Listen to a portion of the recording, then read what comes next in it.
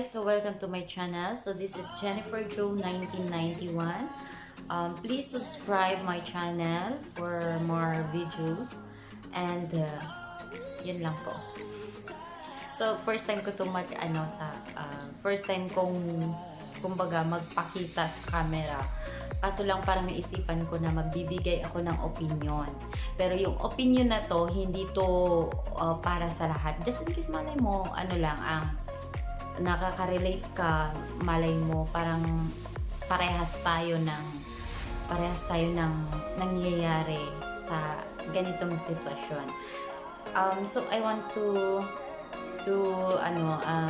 open na topic about long distance relationships. Ship between lovers, of course. So I have boyfriend. So since 5 years kami. 15, 16, 17, 18, 19, 20, yes, 5 years. Mag 6 years na pala. 6 years. So, na-met ko siya sa Facebook. Dahil siguro sa Then, it's about sa fraternity. So, kasi kabrad ko siya. May kabrad ako na kakilala siya, kakilala ako. Parang nagtulay-tulay lang. Then, nag-chat-chat kami sa Facebook. Tapos niligawan ko siya. Joke lang. Oo, pero totoo yun. Kahit itanong mo sa kanya, ako talagang nanligaw sa kanya. Choosy pa ba ako? Diba?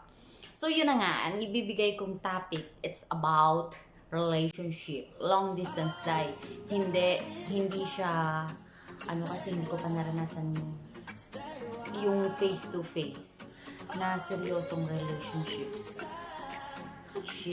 Ship na ganun. Lovers, yung mga ganun.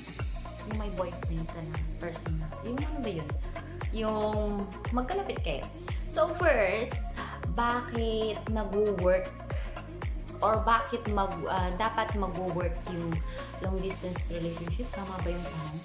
Hindi. Para sa akin opinion ko lang kung paano mag-work yung isang long distance relationship between sa lovers, of course, girl and boy. Malamang. Diba? Or pwede na rin girl and girl, boy and boy, pwede na rin. Pwede na rin bakla tomboy, di ba? For everybody na lover. O, di ba? Tayo na may shot. So, dapat, ang una talaga, may communication kayo. Dapat, kunwari, hindi naman yung sinasabi na mag-chat or magka-video call kayo everyday. It was before, nung bago pa, medyo miss nyo pa yung isa't isa. Pero meron kasi talagang times na medyo distance na rin. Kasi hindi rin naman natin alam yung mga araw-araw eh. Hindi naman lahat ng araw eh may time ka sa kanya, di ba? So, parehas nito, may YouTube na tayo. Nakakalimutan na natin yung jowa natin, guys. So, dapat may communication kayo. Open. Dapat open yan, hindi close. Lahat ng nangyayari sa buhay mo, sinasabi mo sa kanya, even he did not ask. Diba? Ganun dapat. Kunwari, ay, pupunta ako sa ganito. Ay, may ganito. Pero minsan, nakakalimutan ko. Because, nakakalimutan ko yun nakakalimutan ko siya hindi dahil hindi ko siya mahal. Ganon. Parang, basta nakakalimutan ko lang. Dapat may communication kayo, lahat niyan. O matutulog na ako, o kakagising ko lang, ganito, ganyan. Pero ako kasi wala. Ako wala kasi I trust him, tapos may trust kasi siya sa akin. Yun ang pinaka-second na important ng opinion na to. Diba? Dapat may communication and then trust. Kasi pag may trust siya sa'yo, kahit minsan na hindi ka na magsasabi, alam niya na, ay hindi niya ito gagawin. Kasi maraming temptation eh. Pero yung temptation naman, hindi naman lahat nakukuha. Diba? Hindi naman lahat nadadala sa sinasabing temptation. Pwede ka naman mag-deny. If ever. Diba? You can. Diba? Makat yung ulo ko, girl. Tapos, Dapat yung, ano, yun na yun, di ba? Yung trust. Communication, tapos trust. Dapat ganon. Tapos yung third, dapat may time ka sa kanya. O, hindi natin sabihin na, dapat everyday may time ako sa kanya. Pero hindi dapat in one day, or di kaya, ano, dapat meron kayong, um, nag-update man lang. Kahit mag-update ka man lang sa kanya na, ay, ganitong araw ginawa ko, ganito, ganyan.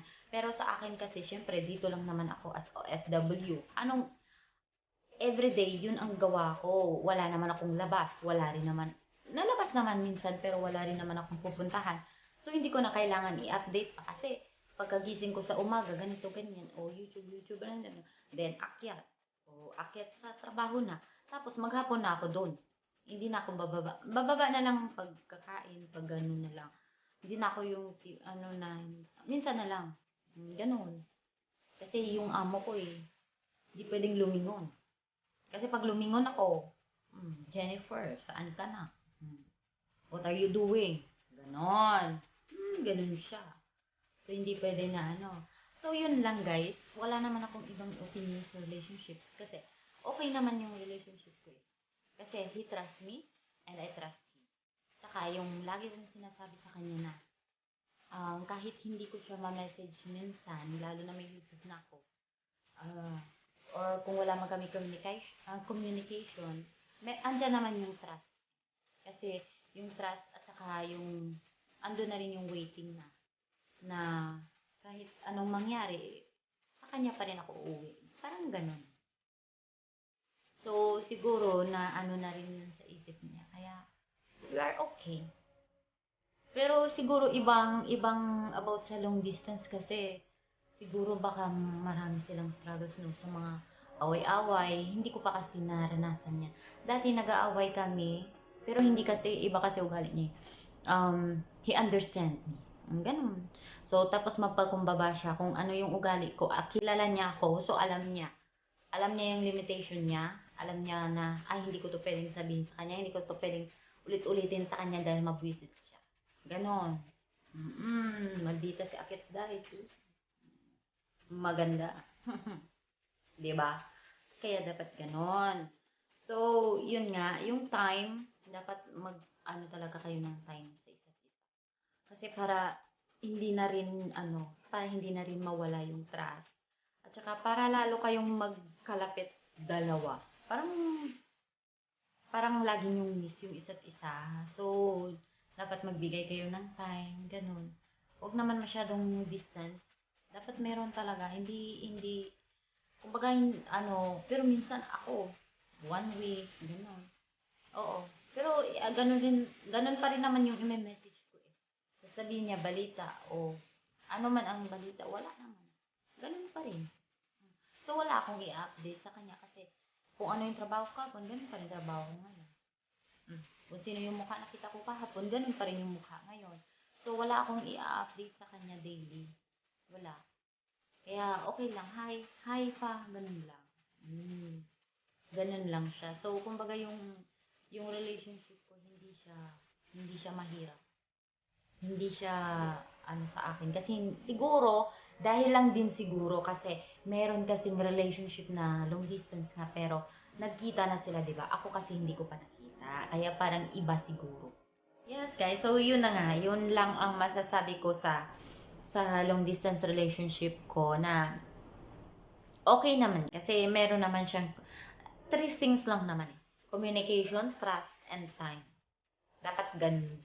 Dapat ganun yung mag-work. Kasi lalo na yung trust. Kasi yung trust, related yan sa communication, tsaka time. Di ba? Ano siya eh, ugat niya. Ganun. Dapat, pag yung trust ang nawala sa lahat, it will not work. Yes. Believe me. I'm telling you. That's the real reality dahil. Ayan. So, yun lang. Siguro lucky lang ako kasi yung na yung nakita ko or na-found ko na ka-relationship eh, naintindihan ako.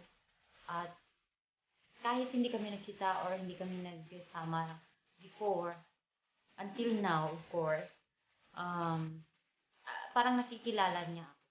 Kahit sa cellphone lang, kahit sa video call noon. Nakikilala niya kung ano yung ugali at anong meron. Ganun. So, that's important. Diba, guys? So, yun lang guys ang masasabi ko sa ngayon kung ano yung opinion ko about long distance relationship. Kaya sana kung sino man meron sa inyo ngayon ng ganyang sitwasyon, sana tiwala lang sa isa't isa. That's important. Kailangan nating may tiwala sa isa't isa. Kasi pag wala yung tiwala, syubamol yan. Ganon. Dapat kailangan